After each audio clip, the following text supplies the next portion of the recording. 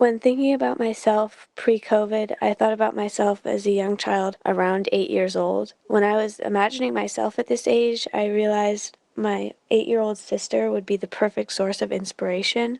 I chose watercolor and acrylic paint, and I tried to paint a portrait that would express the energy of my 8-year-old sister. One thing that was really important in this project was conveying the pure joy I saw in my sister when she was dancing and playing and really just living as a young girl. I spent a lot of time on this project, and when I was looking at the finished product, I just knew it didn't express the vision I had. The medium I chose didn't work out in the way I hoped, so I decided to create a new project with a completely new concept. My second attempt on this project was based off of a fond memory from when I was 8 years old. My grandma would come over and take care of me 2 times a week. And one of my favorite things to do with her was sit in the car and spy on the teenagers who had just gotten out of high school. We would always listen to audiobooks, and I would definitely have my binoculars handy.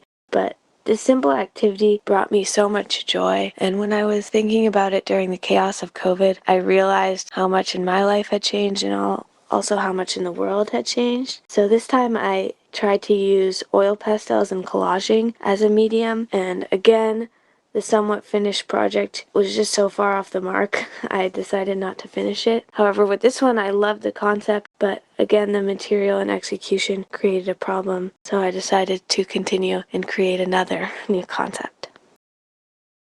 My third and final project was inspired by my environment. One of the only things that brought me joy during COVID was surfing, and to get to my usual spot, I had to drive on many main roads and also the 580. And as the months of COVID wore on, I noticed more and more graffiti and street art popping up on my route, and I noticed that they were getting bigger and more elaborate, and I also noticed that the street art was influenced by political events happening at the time, and those specific pieces I had a strong emotional reaction to because I also felt strongly about those political and social issues. And so with my first piece in this project, I designed a tag inspired by all the tags I saw, but this one was simplified and it was just a black Sharpie line drawing. And with my second one, I added color and shading and I embellished the design. And this change in my design reflected both what I was seeing around me and also my artistic journey from a new idea to a finished piece.